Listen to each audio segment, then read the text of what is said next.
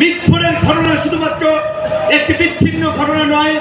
5ই আগস্টের পরে গত 11 মাসে সারা দেশে অন্তত পক্ষে এই রকমের 11,000 ঘটনা ঘটেছে। রাজনীতি, অপরাধ আর দখলের রাজত্বে অস্থির বাংলাদেশ। একের পর এক হত্যাকাণ্ড, চাঁদাবাজি আর নির্যাতনে আতঙ্কিত সাধারণ মানুষ। সম্প্রতি ঢাকায় মিটফোর্ড এলাকায় নির্মমভাবে খুন হন এক ব্যবসায়ী।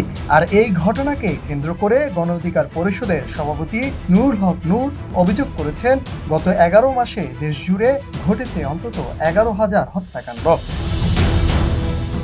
চট্টগ্রামের পটিয়া উপজেলার আব্দুস সোবহান রাহাত আলী উচ্চ বিদ্যালয় মাঠে অনুষ্ঠিত জুলাই বিপ্লব গণসমাবেশ প্রধান অতিথি বক্তব্যে নূর হক নূর বলেন, গত 11 মাসে দেশ জুড়ে ঘটেছে অন্তত 11,000 হত্যাকাণ্ড।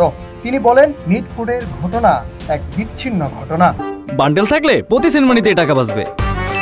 বিকাশ সেনমানি বান্ডেল কিনে জিতুন প্রতি লেনদেনে। 5ই আগস্টের পর থেকে গত 11 মাসে এ ধরনের অন্তত 1000 খানেক ঘটনা ঘটে।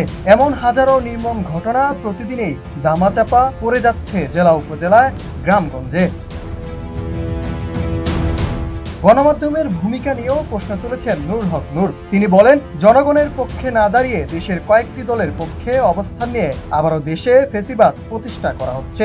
নূর হক নূর হুঁশিয়ারি দিয়ে বলেন, আপনারা যদি আবার শেখ হাসিনার মতো দলদাসের ভূমিকায় থাকেন তাহলে দেশে আবারও ফেসিবাদ কায়েম হবে। আমরা এমন একটি নতুন বাংলাদেশ গড়তে চাই যেখানে প্রত্যেক নাগরিকের ন্যায্য অধিকার ও নিরাপত্তা নিশ্চিত থাকবে।